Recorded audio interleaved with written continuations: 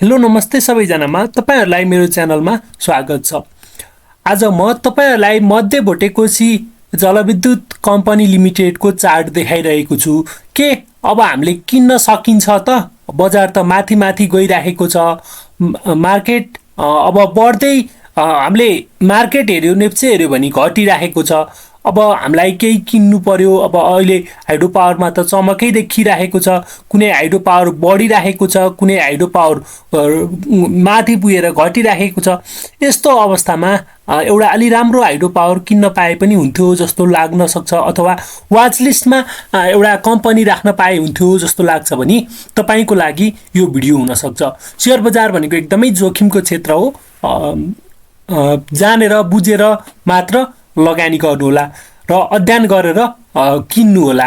यसरी यो मध्य भोटेकोशीको चार्ट देख्न सक्नुहुन्छ र यो यसले एउटा ट्रेन्ड लाइनलाई चाहिँ फलो गरेर यसलाई सपोर्ट राखेर माथितर्फ गइरहेको छ र यस्तो अवस्थामा हामीले किन्न चाहिँ सकिन्छ जस्तो मलाई पनि लाग्छ। अब यो अलिकति माथि चाहिँ गइसकेको छ, रिस्क पनि हुन सक्छ। सुपर ट्रेन्डको कुरा गरिहालौँ। यसमा सुपर ट्रेन्डको चार्ट लगाएर हेरौँ।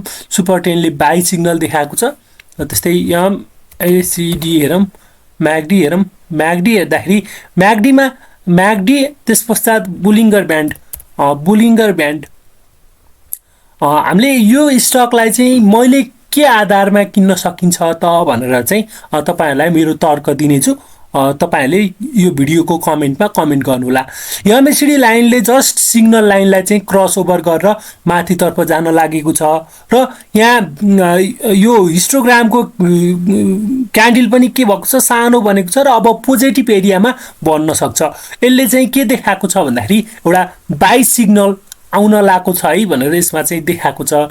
त्यस्तै बुलिङ्गर ब्यान्ड हेर्यो भने बुलिङ्गर ब्यान्डले चाहिँ यो मिडल ब्यान्डमा चाहिँ क्यान्डल बनेर माथि गएको छ। यस्तो अवस्थामा चाहिँ हामी के गर्छौँ भन्दाखेरि बुलिङ्गर ब्यान्ड र एमएसिडीको आधारमा हामीले बाई सेटअप चाहिँ लिन सक्छौँ, बाई गर्न सकिन्छ। यस्तो अवस्थामा चाहिँ मार्केट चाहिँ बढेर माथि जाने अवस्था हुन सक्छ।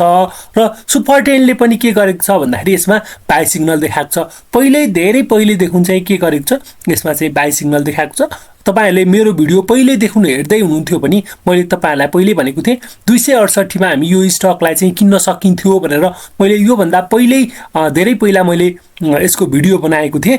र अब अर्को कुरा प्रिबोर्डको छ। प्रिबोर्ड लेभलबाट पनि हामीले यसलाई चाहिँ के गर्न सकिन्छ, किन्न सकिन्छ। जब हामीले कुनै स्टकलाई किन्दैछौँ भने प्रिबोर्डको आधारमा किन्नको लागि के गर्नुपर्छ भन्दाखेरि प्रिबोर्ड भन्दा माथि यहाँ चाहिँ के छ भन्दाखेरि प्रिबोर्ड छ।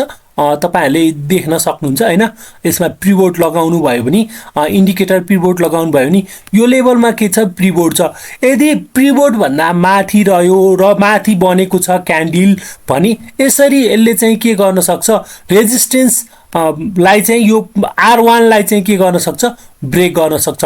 यसरी यो R1 भनेको 368 मा छ र यो 368 लाई चाहिँ ब्रेक गरेर गयो भने यो कम्पनीले सर्किट लगाउन सक्ने चान्स चाहिँ ज्यादा हुन्छ। हामीले जब रेजिस्टेन्स 1 लाई चाहिँ ब्रेक गरेर जान्छ तब मार्केट अलि माथि जान सक्छ, माथिल्लो लेभलमा पुग्न सक्छ भनेर हामीले यो प्रिबोर्डको आधारमा चाहिँ अनुमान गर्न सकिन्छ। र यदि प्रिबोर्ड भन्दा तल चाहिँ छ र सपोर्ट 1 लाई चाहिँ ब्रेक गरेको छ भने हामीले के गर्नुपर्छ, त्यो स्टकलाई चाहिँ बेच्नुपर्छ। यसरी यो सपोर्ट 1 लाई चाहिँ ब्रेक गरेर तल आयो भने त्यतिखेर चाहिँ हामी त्यो स्टकबाट निक्लिनुपर्छ भनेर चाहिँ यो प्रिबोर्डको आधारमा चाहिँ जसले किन्नुहुन्छ बेच्नुहुन्छ उहाँहरूले चाहिँ त्यसरी ट्रेड गर्नुहुन्छ होला। र अहिले चाहिँ यो प्रिबोर्ड भन्दा माथि छ र बजार चाहिँ यो स्टक चाहिँ घट्न मानिरहेको छैन र कुनै दिन यसरी यो स्टकले चाहिँ यहाँबाट चाहिँ रेजिस्टेन्सलाई चाहिँ के गरिदियो, ब्रेक गरिदियो।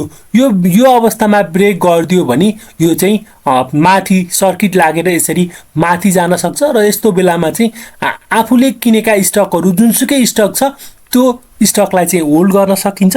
र मध्य भोटेकोशी जलविद्युत कम्पनी ठिकै छ। अब यसको लकिङ पिरियडको बारेमा पनि तपाईहरुलाई थाहा भइसकेको छ होला हैन। लकिङ पिरियड 3 वर्षमा चाहिँ कुनै पनि कम्पनीको आइपिओ निष्कासन भएर लिस्टिङ भएपछि 3 वर्षपछि त्यो चाहिँ कारोबार हुन्छ लकिङ पिरियड चाहिँ प्रमोटर सेयरहरू चाहिँ बेचबिखन हुन्छ भन्ने कुरा तपाईँहरूलाई थाहा छ। र यो यसको 52 हाई हेऱ्यो भने 358 रुपियाँमा छ भने यसको लो भनेको 248 छ। यसको सबै नेगेटिभ भए तापनि अहिले हाइड्रो पावरको चाम छ र हामीले 100 भन्दा माथिकै कम्पनीमा लगानी गर्नुपर्छ भनिराख्दाखेरि यो पनि एउटा राम्रो कम्पनी हुनसक्छ। तपाईँहरूले अलिकति पब्लिक होल्डिङ चाहिँ एकदमै थोरै भएको कारणले पनि यसमा केही चाम आउन सक्छ भनेर मैले तपाईँहरूको लागि यो भिडियो बनाइदिएको छु। त्यस्तै यसको न्युजको कुरा गर्नुपर्दाखेरि पनि यहाँ विभिन्न न्युजहरू छ, तपाईँहरूले पढ्नु होला। यसको मध्य भोटेकोसीको कहिले चाहिँ यहाँ जो आइपिओ निष्कासन भएको थियो त्यो पनि हेर्नु होला। र त्यसको 3 वर्ष पश्चात के हुन्छ भन्दाखेरि यसको लकिङ पिरियड खुल्छ। मध्य भोटेकोसी जलविद्युत कम्पनी लिमिटेडको 6 करोड किता सेयर नेप्सेमा सूचीकृत भनेर यसरी चाहिँ देखाएको छ। अब यो 6 करोड किता चाहिँ यसरी देख्न सक्नुहुन्छ। यसले कुनै पनि डिभिडेन्ड चाहिँ अहिलेसम्म दिएको छैन, तपाईँहरूले देख्न सक्नुहुन्छ, हेर्न सक्नुहुन्छ। यसको विभिन्न फाइनेन्सियल रिपोर्टहरू यहाँबाट हेर्न सक्नुहुन्छ। यसको चार्ट देख्न सक्नुहुन्छ अनि फोरकास्टहरू पनि यहाँ हेर्न सक्नुहुन्छ। यसरी माथि गएको छ। यो लेभलबाट माथिल्लो लेभलमा चाहिँ जान सक्ने अनुमान चाहिँ हामी गर्न सकिन्छ। अनुमानको आधारमा चाहिँ तपाईँहरूले सेयर चाहिँ किन्नु हुँदैन। एउटा आफूले एउटा स्ट्रङ डिसिजन गरेर मात्र किन्नुपर्ने हुन्छ। यसरी यसको विभिन्न हेर्न सक्नुहुन्छ। वेडनेसडे थर्सडे यसरी यो चाहिँ पर्सेन्टेजमा चाहिँ देख्न सक्नुहुन्छ। त्यस्तै यसको फाइनेन्सियल रिपोर्टहरू पनि तपाईँ यहाँ हेर्न सक्नुहुन्छ। विभिन्न फाइनेन्सियल रिपोर्टहरू दिएको छ। इयर टु इयर ग्रोथ छ अनि क्वार्टर 2, क्वार्टर 1, क्वार्टर 4 यसरी यसले रिपोर्टहरू सार्वजनिक गरिराखेको छ। तपाईँहरूले त्यो रिपोर्टलाई पनि हेर्नु होला। यहाँ रिपोर्ट अहिले क्वार्टर 2 को रिपोर्ट निकालेको छ। त्यस्तै यसको विभिन्न इन्डिकेटरहरू यहाँ चाहिँ देखाइएको छ। हामीले जनरली ट्रेड गर्ने मान्छेहरूले चाहिँ खासै इन्डिकेटरहरू चाहिँ हेरिँदैन।